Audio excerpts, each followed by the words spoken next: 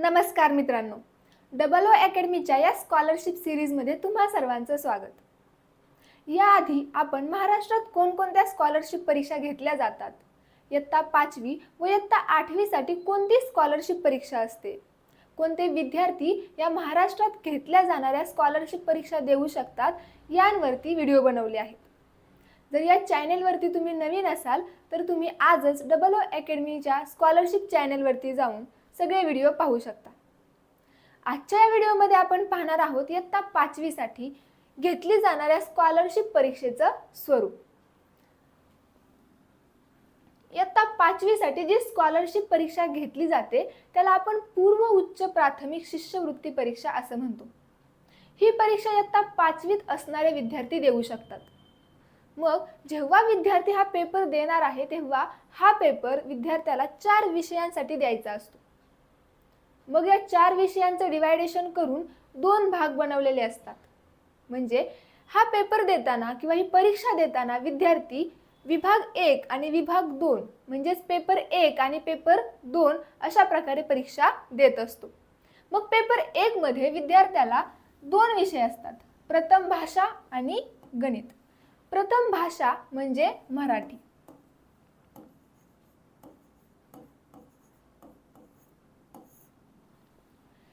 प्रथम भाषा म्हणजे मराठी विषयावरती विद्यार्थ्याला पेपर द्यायचा असतो आणि दुसरा असतो गणित. या 2 विषयांवरती आपल्याला एकूण 75 प्रश्न विचारले जातात. मग ते 75 प्रश्नांचं डिवायडेशन कसं केलं जातं तर बघू.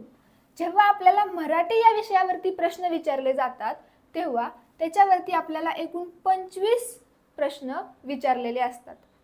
म्हणजे मराठीसाठी पेपर देताना विद्यार्थ्याला 25 प्रश्न मराठीचे सोडवावे लागतात. त्यासाठी 50 एवढे गुण असतात. म्हणजे एका प्रश्नाला 2 मार्क. आता हे झालं मराठीसाठी. नंतर विभाग 1 मध्येच म्हणजेच पेपर 1 मध्येच विद्यार्थ्याला दुसऱ्या विषयावरतीही प्रश्न विचारले जातात. तो विषय म्हणजे गणित. गणित या विषयावरती एकूण 50 प्रश्न विचारले जातात आणि इथेही गणितामध्येही 2 मार्कला 1 प्रश्न म्हणून 100 एवढे गुण गणित या विषयासाठी दिलेले असतात. म्हणजे जेव्हा विद्यार्थी पेपर 1 सोडवायला घेतो तेव्हा त्याला प्रथम भाषा मराठी आणि गणित या 2 विषयांवरती पेपर सोडवायचे असतात. मग या दोन्हीवरती मराठीचे 25 आणि गणिताचे 50 असे एकूण 75 प्रश्न पेपर फर्स्ट मध्ये सोडवायचे असतात आणि यासाठी एकूण गुण 150 एवढे असतात. तर हा झाला पेपर 1 विषयी. पण हे 75 प्रश्न तुम्हाला किती वेळात सोडवायचे असतात.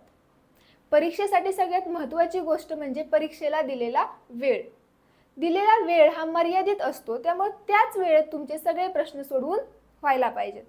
मग पेपर 1 साठी विद्यार्थ्याला 1 तास 30 मिनिट म्हणजे 90 मिनिटे इतका वेळ देण्यात येतो.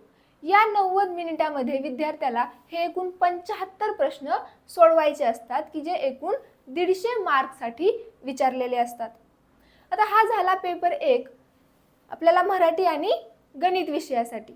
मग पेपर 2 मध्ये विद्यार्थ्याला तृतीय भाषा म्हणजे इंग्लिश.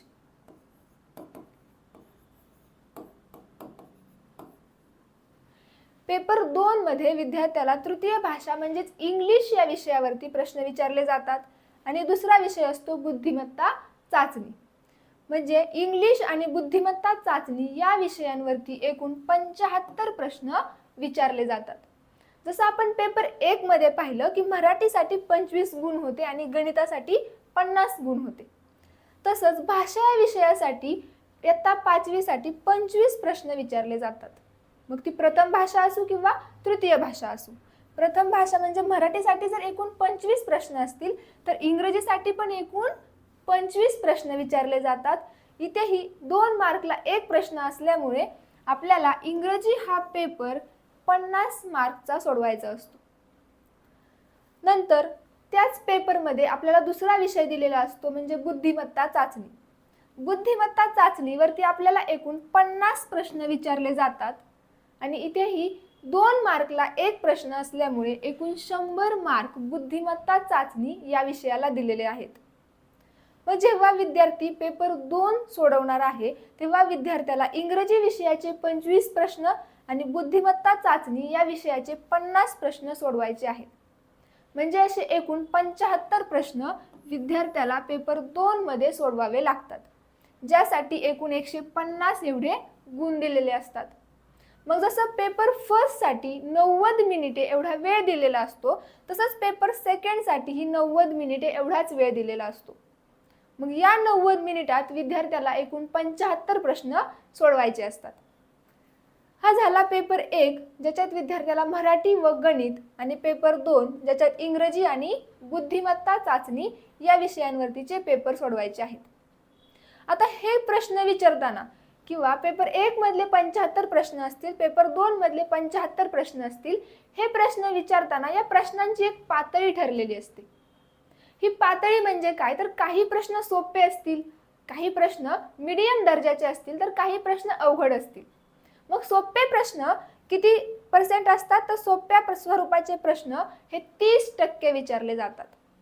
म्हणजे इयत्ता 5वीचा विद्यार्थी जी स्कॉलरशिप परीक्षा देणार आहे त्या स्कॉलरशिप परीक्षेत प्रश्नांची काठिण्य पातळी पाहायला गेलं तर सोप्या स्वरूपाचे प्रश्न असतात 30%,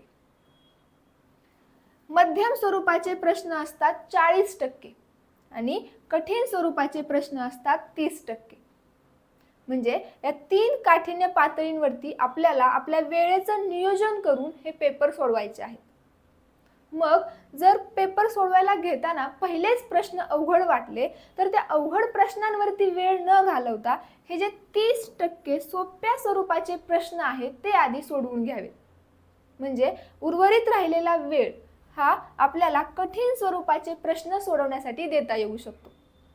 सोप्या स्वरूपाचे प्रश्न सोडवून झाले की मध्यम स्वरूपाचे प्रश्न सोडवू शकता आणि नंतर कठीण स्वरूपाचे प्रश्न सोडवायला घ्यायचे. कारण हा पेपर आपल्याला फक्त 90 मिनिटांमध्ये पूर्ण करायचा असतो. त्याच्यामुळं वेळेचं बंधन लक्षात ठेवून विद्यार्थ्यांनी या पद्धतीने पेपर सोडवायला हवा. अशा स्कॉलरशिप परीक्षेच्या अनेक माहितीबद्दल किंवा कोणत्या स्कॉलरशिप परीक्षा असतात हे माहिती करून घेण्यासाठी तुम्ही आजच OO अकॅडमीच्या या यूट्यूब चॅनलला सबस्क्राईब करू शकता. तुम्हाला काही शंका असल्यास किंवा स्कॉलरशिपबद्दल अधिक माहिती हवी असल्यास तुम्ही आम्हाला व्हॉट्सअपवरही कळवू शकता. थँक्यू.